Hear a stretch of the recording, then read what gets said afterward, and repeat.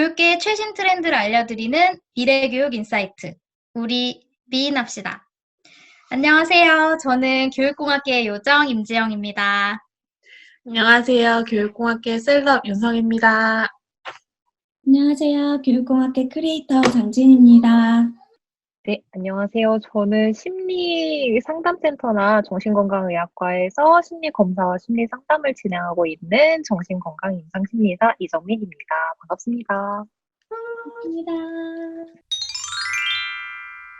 그렇다면 이제 우리가 대체 이 디지털 중독이라는 거 아니면 디지털 사용에 뭔가 문제가 있구나라는 걸 판단하는 그런 방법이 뭐가 있는지에 대해 얘기를 해봤다면 이제는 정말 어떻게 하면 치료할 수 있을까 이런 걸 얘기를 해볼 수 있을 것 같아요. 그래서 일단 첫 번째는 이제 전문가로서 전문가를 만나서 하는 치료에 대해서 얘기를 해보고 그 다음에는 이제 부모님들이 집에서 할 수 있는 그런 방법들에 대해서 얘기를 해보는 시간을 좀 가지려고 합니다.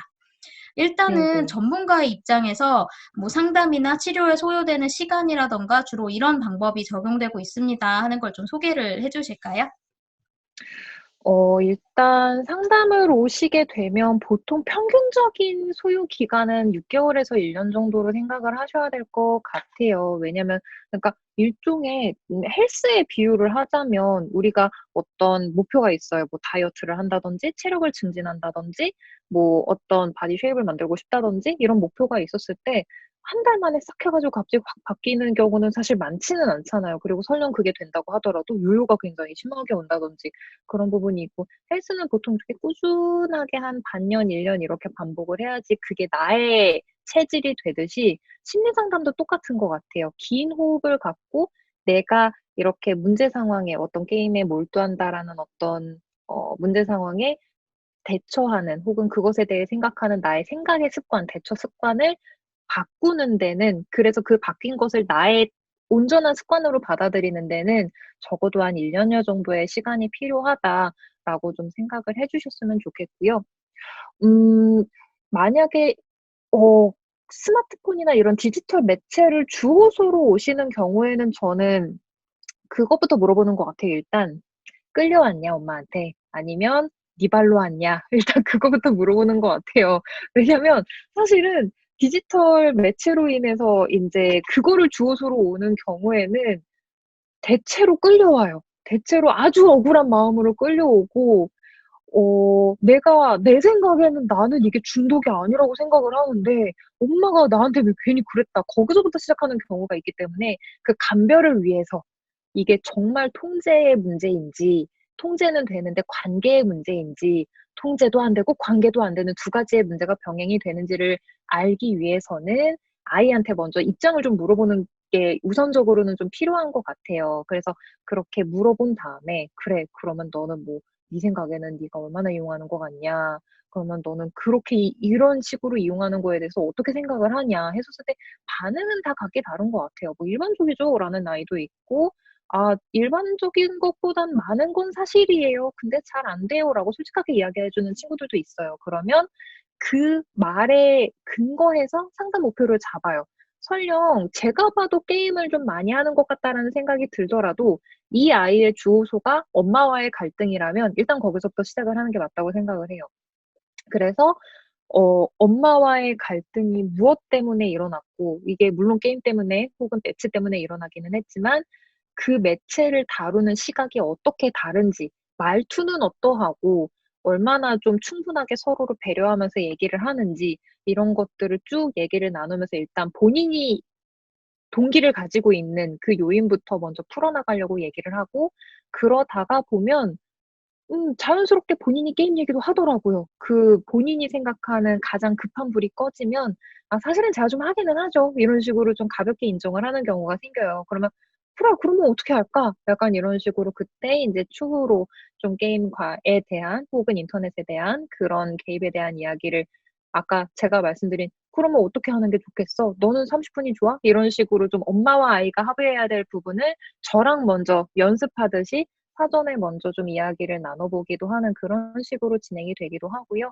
만약에 본인이 먼저 나는 이거 좀 조절하고 싶다."라고 얘기한다면 그러면 너가 생각하는 적절한 그 조율 방법은 뭐가 있느냐? 우리 먼저 그냥 전략을 짜보자. 이런 식으로 해서 이제 전략을 짜 나가고 그 안에서 시행착오가 있었을 때 막 되게 두려워하는 아이들도 있어요. 이러다가 내가 정말 막 알코올 중독 이런 것처럼 평생 게임만 하고 사는 건 아닌가 모르겠다. 뭐 이런 아이들도 있고 그 안에서 이제 엄마랑 꽝 해가지고 이제 뭐 집 나간다 막 이런 아이들도 있고 한데 그때 경험하는 그 고통들을 잘 견디고 지나갈 수 있게 제가 좀 옆에서 서포트를 해주고 좀 파이팅을 해주고 그런 역할을 제가 한 6개월에서 1년여 동안 계속해서 좀 도닦는 같이 우리 돌을 닦자 그런 느낌으로 좀 같이 가는 느낌인 것 같아요. 그 아이의 삶을 살 때 그 아이의 삶이 좀 더 덜 마음 다치면서 지나갈 수 있게 어차피 다치면서 지나가기는 할 텐데 조금이라도 덜 다치면서 좀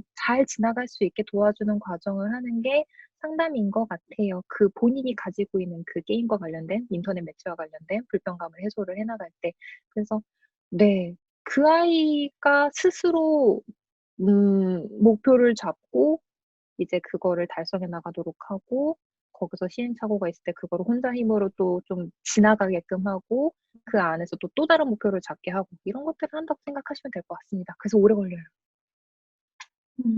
궁금한 게 두 가지가 있는데 첫 번째는 이게 하다 보면 사실 아이 문제가 아니라 부모한테도 문제가 있는 경우가 또 있을 것 같아요. 그런 경우에는 그러면 아이 치료와 부모 치료를 같이 병행을 하게 되나요? 그러면 부모님한테 부모님 상담 좀 받으셔야겠는데 약간 이렇게 나가게 되는 건가요?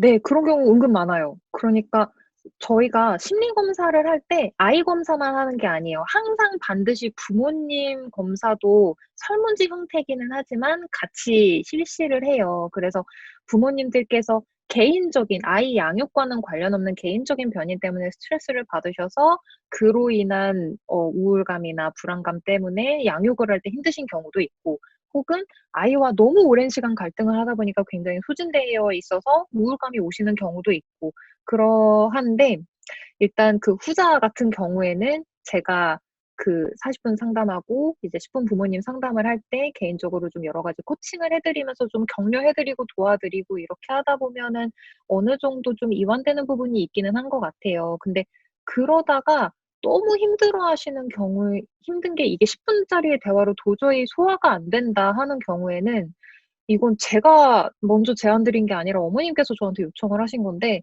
우리 애를 격주로 하고 격주는 나를 해줘라. 그래서 1, 3주는 아이를 하고 2, 4주는 어머님을 하고 이렇게 병행을 한 적은 있어요. 근데 치료 효과가 훨씬 좋더라고요. 어머님께서 그 10분 안에는 하지 못한 어머님으로서의 아이덴티티가 아니라 그 뭐 김땡땡 씨로서의 아이덴티티로서 얘기하는 개인의 이야기를 쭉 풀어가면서 좀 정리를 하시니까 아이를 대할 때도 조금 더 여유가 생기시고 그러다 보니까 아이도 좀 자기조절력이 좀 생길 수 있게 하는 배경이 생기고 그래서 좀 예후가 훨씬 좋은 부분이 있었고 만약에 딱 봤는데 이미 우울증이 있으신 것 같거나 그게 아이 때문이 아니라 뭐 예전부터 거의 뭐 출산했을 적부터 이어진 문제라든지 아니면 직업적인 어떤 갈등 때문에 생긴 문제라든지 이럴 경우에는 넌지시 말씀을 드려요. 이런 것들 때문에 안 그래도 힘드실 텐데 아이와의 관계에서 더 힘드시게 된다면 나라면 정말 못 견딜 것 같다. 근데 물론 아이 때문에 오시기는 했지만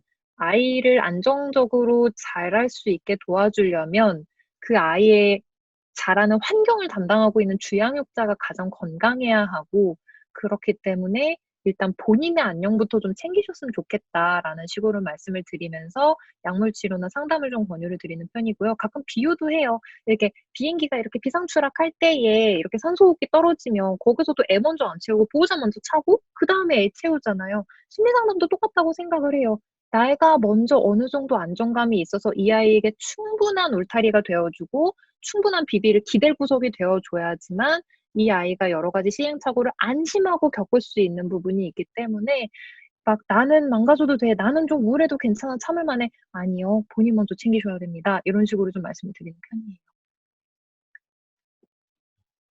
저 지금 약간 감동의 물결과 아, 진짜 따봉. 저 약간 다음 질문을 잊었어요, 지금. 어, 음. 그래서 가정에서 어떻게 교육해야 되나요? 근데 지금 다 말씀해 주셨어요. 그렇게 되기도 했네요. 네. 그럼에도 불구하고 또 이렇게 음. 여러 가지 이야기 해주시는 김에 또 이제 치료를 실제로 받을 때 어떻게 해야 되는지 얘기를 해주셨으니까 가정에서 아이들을 어떻게 지도를 해야 되는지 뭐 문제가 뭐 약간 보이기 시작할 때라던가 아예 뭐 예방 차원에서 처음부터 어떻게 지도를 해야 된다라든지 뭐 그런 것들에 대해서 이야기를 해주시면 좋을 것 같아요. 일단 그거에 대해서 말씀드리기에 앞서서 좀 전제를 드려야 되는 게 부모님들이 생각보다 아이에 대해서 잘 모르시는 부분들이 많은 것 같아요. 그러니까 내 아이가 이 콘텐츠를 왜 좋아하는지, 이 콘텐츠는 도대체 뭐 하는 콘텐츠인지, 유튜브에 뭐 뿅뿅뿅이라는 어떤 크리에이터를 유독 좋아하는데, 혹은 뭐 이런 장르의 계열을 유독 좋아하는데, 얘는 왜 이걸 좋아할까? 이런 것들에 대해서 일단 궁금해하시면서 시작하셨으면 좋겠어요. 그거는 치료를 돕기 위해서도 좋고 예방을 위해서도 좋은 것 같아요. 그러니까 아이들이 물론 그냥 뭐 부모가 간섭하건 하지 않거나 아마 여러 가지 디지털 매체를 보기는 할 거예요. 접하고 많이 빠져들고 하기는 할 텐데 음 본인도 사실은 좀 불안한 게 있을 수 있거든요. '내가 이렇게까지 봐도 되나? 내가 이렇게까지 접해도 되나?' 라고 했었을 때 엄마라는 사람이 내가 이런 콘텐츠를 보는 거를 어느 정도 선호한다는 걸 인지하고 있고, 이런 거를 왜 선호하는지도 인지하고 있고, 뭔가 약간 달리기 할 때 약간 러닝메이트로서 같이 이렇게 달리는 것처럼 좀 옆에서 엄마가 나를 좀 알아주고 있고 지켜보고 있다라는 느낌이 들면은, 그래서 내가 좀 문제가 생긴 것 같을 때 좀 논의할 수 있는 대상이 되고 있다라는 느낌이 들면은 조금 더 안심하고 좀 더 이런 매체들을 좀 사용할 수 있게 될 것 같아요. 그리고 안심하게 되면 개인적으로 통제감도 좀씩 생겨요. 그래서 그런 좀 관심을 기울이고 궁금해해 주셨으면 좋겠어요. 작년에는 이런 거 좋아하더니 올해는 또 바뀌었네? 왜 질렸지? 왜 좋아하지? 작년에는 요만큼만 봐도 됐는데 요즘은 더 보네? 뭐가 더 좋은 게 있나? 왜 그러지?' 이런 것들에 대해서 많이 좀 궁금해해 주시고, 궁금함을 그냥 물어봐 주셨으면 좋겠어요. 그러니까 저 같은 경우에 저에게는 12 살이 어린 남동생이 있는데요. 저희 남동생이 지금은 이제 성인이 됐지만 어렸을 때 중고등학교 때 저는 동생한테 그런 거 되게 많이 물어봤던 것 같아요. 한창 이제 롤 유명했을 때 "야 그래서 롤은 등급이 어떻게 되냐? 야 그러면 나 튜토리얼 한 번만 해 보면 안 돼?" 막 그러면서 "야 이 캐릭터 왜 이 모양으로 생겼냐? 나 이쁜 거 해 줘." 막 그러면서 막 이렇게 참여를 하려고 되게 노력을 했었던 부분도 있었던 것 같아요. 그랬더니 저희 동생이 굉장히 잘난 체를 하면서 "아 그런 것도 몰라?" 그러면서 막 이렇게 알려주면서 좀 라포가 형성됐던 부분이 좀 있었던 것 같아요. 아니 그래서 제가 그런 네네. 하세요, 하세요. 예. 아. 그래서 근데 그렇게 하고 나니까 적어도 모니터링은 되더라고요. 그 친구가 이제 "너는 내가 이런 식으로 이용을 한다고 얘기해도 특별히 나를 비난하지 않는 사람"이라고 정형화를 하니까 이제 본인이 뭘 좋아하고 무슨 취향이 바뀌었는지 좀 이렇게 개인적으로 오픈을 하기도 하고 저랑 공유를 하기도 하고 이거 진짜 웃긴데 한번 볼래?"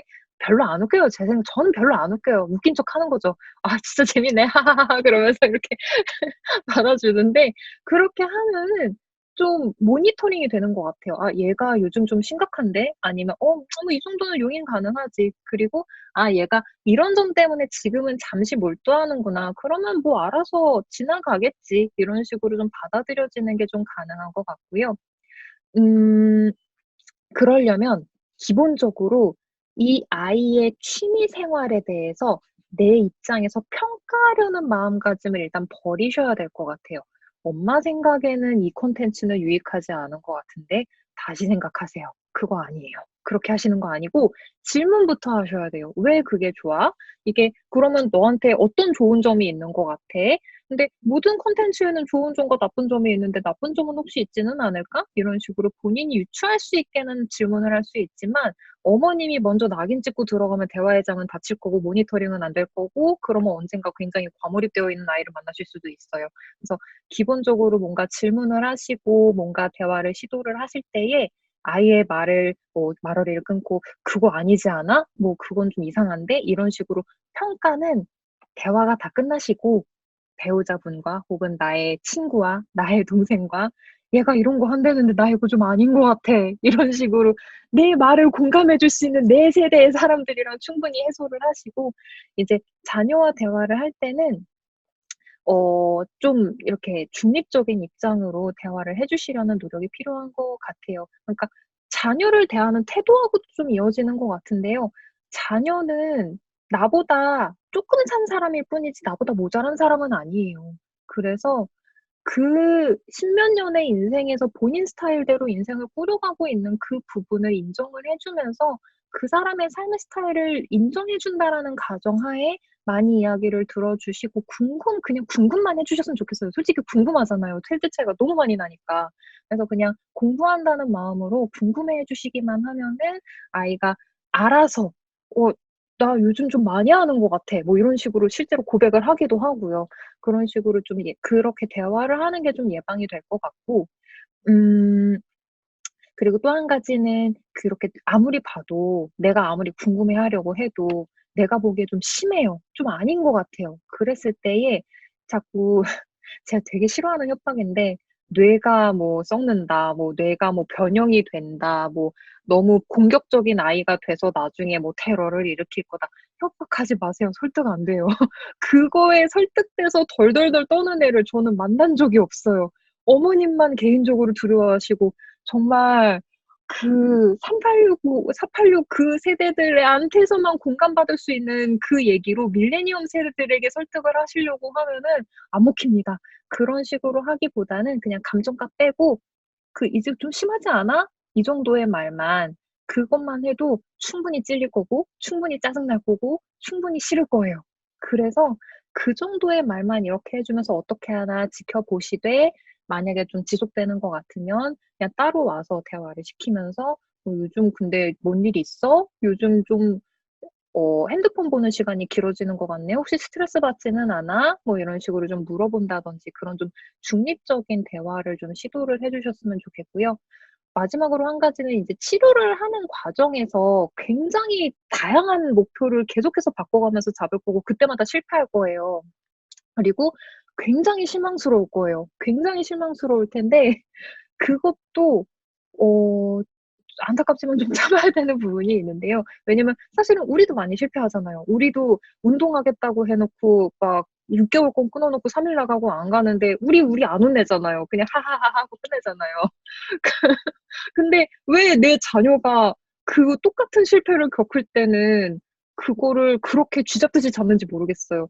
그 아이가 그냥 인간이기 때문에 평범하게 겪는 여러 가지, 아주 죽을 때까지 너무 많은 실패를 할 텐데, 그 많은 실패 중에 그냥 딱 하나를 겪었을 뿐이고, 그 실패에서 포기하거나 주저앉지 않게 그냥 좀 이렇게 파이팅 해 주고 치열업해 주는 역할만 좀 해 주셨으면 좀 좋겠다라는 생각이 들어요. 네. 그런 생각이 좀 듭니다. 네. 아니, 제가 물어보고 싶었던 것들을 막 청산유수처럼 다 물어봐 주셔서 저에게 더 이상 질문거리가 남지 않았습니다. 아니, 어떻게 그렇게 말씀을 잘하세요? 너무, 감사합니다. 너무 신기하다. 적으면서 듣고 있어요. 적으면서 듣고 있어요. 감사합니다. 이분이 이렇게 말씀을 잘하는 분이긴 했는데 이렇게 전문가로서의 모습을 보니 친구로서 매우 뿌듯하고 정말 앞으로 많이 배워야겠다 친구야 뭐 이런 생각이 갑자기 듭니다. 아주 자랑스러우시겠어요. 정말 저 지금 약간 어깨 여기까지 올라가 있는. 사실 저희가 이 에피 녹음 시작하기 전에 여러 가지 질문을 좀 받았었거든요. 혹시 마지막으로 좀 남아있는 질문 있으시면 네, 한번 마지막으로 하고 지나갈까요? 사실 아까 전에 질문을 조금씩 거의 다 했어요. 그리고 또 답변을 다 주셔 가지고 근데 한번 그래도 읽기라도 해 볼까요? 그 디지털 중독인지 아닌지 어떻게 알 수 있는지 너무 궁금하다. "그거 어떻게 판가름하냐?"라는 질문이 있었는데 아까 전에 그 좀 답변을 해주셨었던 것 같고요. 그리고 또 영유아기부터 미디어를 통한 언어나 학습이나 여러 가지 노출이 있는데 뭐 유튜브나 이런 노출 말고도 이런 학습을 통한 노출 같은 것들도 혹시 포함이 되냐.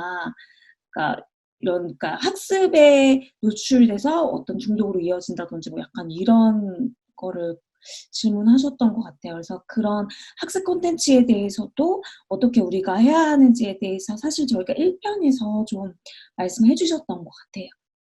그리고 없습니다. 네, 그렇다면 이제 정말 마지막 질문. 사실 저희는 사실 그 심리학과 출신의 6명의 모임이 있어요.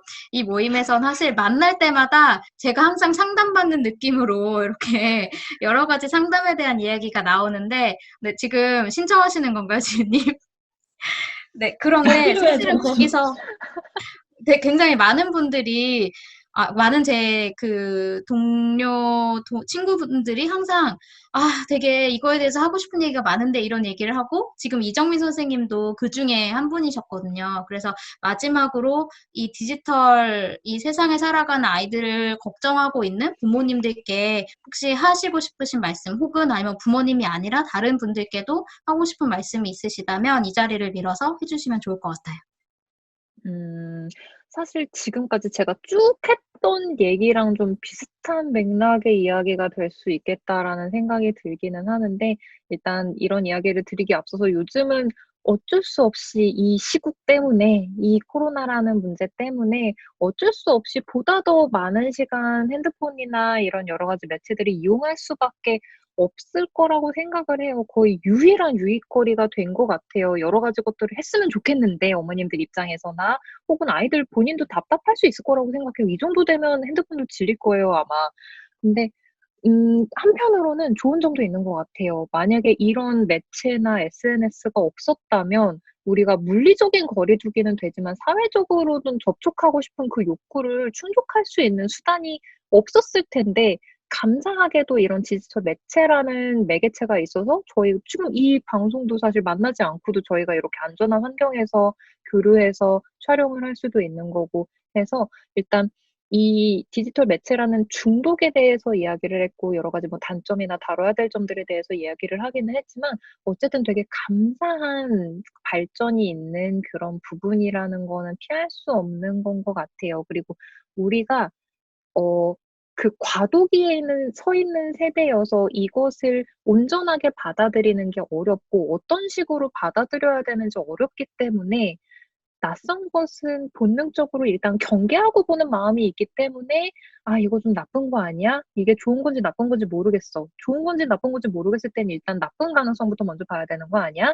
이런 식으로 보기 때문에 조금 더 부정적인 시각으로 어쩔 수 없이 보게 되는 부분이 있는 것 같아요. 근데 그래도 점점 시간은 지나고 있고, 이제는 젊은 부모님 세대들은 이런 매체에 익숙한 부모님 세대들이 점점 나오기 시작하고 하면서 좀 미디어에 친숙해지면서 조금 덜 거부적인, 그리고 좀 더 정말 우리 지은 선생님이 그렇게 좋은 콘텐츠를 찾기 위해서 굉장히 노력하시는 부모님이 있듯이, 여러 부모님들이 이거를 무조건 배척하거나 무조건 의탁하려는 게 아니라 조금 더 적극적으로 활용하려는 부모님들도 점점점 생길 거라고 생각을 해요. 그리고 이게 그냥 자연스러운 시대의 하나의 흐름을 그냥 타고 지나가고 있는 과정은 아닐까, 그런 생각을 좀 했었고요. 그리고 일단 이 디지털 중독에 관련해서 그냥 하고 싶었던 얘기는 제가 모든 내담자들한테 말씀드리는 건데요. 그냥 무리하지 마시라고 말씀드리고 싶어요. 그러니까 음 이게 '내가 사용량을 줄이고 싶다.' 혹은 '이 정도로 사용하는 그런 습관을 들이고 싶다.'라고 목표를 잡았을 때 강렬한 어떤 엄청난 노력을 들였다고 해서 금방 끝나지 않아요. 어차피 습관이 들면 그 습관을 유지하기 위해서도 에너지를 써야 되고요. 우리는 평생에 걸쳐서 이걸 조절하기 위한 에너지를 쓸 거예요. 사실은 디지털 매체라고 그 주제를 포커스해서 그렇지, 우리는 우리의 행동과 생각과 여러 가지를 통제하기 위해서 끊임없이 통제력을 발휘하고 있다고 생각을 하거든요. 단지 그것 중에 디지털 매체를 통제하는 게 하나가 더 들어갔을 뿐이지. 근데 우리가 통제를 하고 있다라는 걸 모르고 살 정도로 아주 은은하게 하고 있는 거잖아요. 디지털 매체를 이용하는 그 정도를 조절하는 것도 너무 무리하지 마시고 내가 할 수 있는 선에서 오래 유지할 수 있는 선에서 남들이 보기에는 이게 줄이는 거야 하더라도 내 기준에 줄이는 게 맞으면 그냥 그 얕은 선에서 쭉 유지할 수 있도록 좀 노력해 주셨으면 좋겠고 그럴 때 중간중간에 목표 달성에 실패하는 구간이 있었을 때 놀라지 마시고 좌절하더라도 그 좌절감도 당연한 거고 실패도 당연한 거고 그러니까 너무 좌절하고 그렇게 속상해하지 않으셨으면 좋겠다는 생각이 좀 들고요. 그리고 그런 생각이 들어요. 마지막으로 드리고 싶은 말씀은 그 디지털 매체가 물론 좀 자극적인 부분이 있지만 내가 삶을 살아가면서 필연적으로 어쩔 수 없이 이거에 의존할 수밖에 없게 되는 힘든 시기가 존재할 거라고 생각을 해요. 그러니까 약간 이렇게 강이 이렇게 잔잔한 시기가 있기도 하고 굉장히 급류가 치는 시기도 있기도 하잖아요. 근데 사실은 우리가 잔잔한 시기에는 열심히 노도 젓고 막 여기도 가보려고 하고 여러 가지 에너지를 발휘해서 뭔가를 하려고 하지만 너무 험한 지형에 있을 때는 배가 쓰러지지 않게만 최소한의 에너지만 써가면서 유지만 하려고 하잖아요. 그런 순간에는 내가 더 우울해지지 않기 위해서, 내 자아가 더 무너지지 않기 위해서 핸드폰에 의존할 수도 있어요. 그런 시기도 존재하는 거예요. 그런 시기가 존재할 거고, 그러다가 삶에서 자연스럽게 금요의 시기가 끝나게 되면은 다시 내 안에 억눌려 있던 여러 가지 가능성이나 에너지들도 자연스럽게 올라올 거니까 혹시나 내가 지금 너무 핸드폰에만 몰두하고 있고 내가 너무 막 무력하게 지내고 있고 그것 때문에 혹시나 자책을 하거나 혹은 보호자로서 좀 고민을 하게 되는 부분이 있다면 분명히 그 시기는 지나갈 거예요. 다만 음 내가 이 시기가 지나갔을 때 다시 힘을 냈으면 좋겠다, 혹은 힘을 내야 된다라는 것만 염두에 두고 계신다면, 괜찮을 거라고 생각을 해요. 그리고 이거에 너무 의존한다는 거에 포커스를 맞추기보다는, 앞에서도 계속 말씀드렸지만, 왜 안 그러다가 그렇게 됐을까? 왜 내가 유독 이거에 이렇게 몰두할까? 나에 대해서 많이 궁금해하는, 혹은 나의 자녀에 대해서 많이 궁금해하는 그런 식으로 좀 고민을 하시면서 그 시기를 지나다 보면은 그 시기는 아주 자연스럽게 끝이 나 있을 거고 다시 내가 원하는 스타일의 일상을 살아갈 수 있을 거예요. 와, 저 오늘 명사 추청한 것 같은 느낌이 듭니다. 아이고. 네. 너무 감사한 말씀, 너무 정말 이 감동을 표현할 길이 없네요. 네. 그렇다면 혹시 뭐 더 남으신 이제 이름도 다 까먹었는데, 네, 셀럽님, 네, 남은 이야기 있으시다면, 네, 부탁드립니다. 별명이 뭐죠? 아, 빨리 끝내죠. 교육계의 최신 트렌드를 알려드리는 미래교육 인사이트. 우리 다음에도 미인할까요? 구독, 구독미. 팔로팔로미, 구독, 하타투미. 좋아요 눌러주세요. 눌러주세요.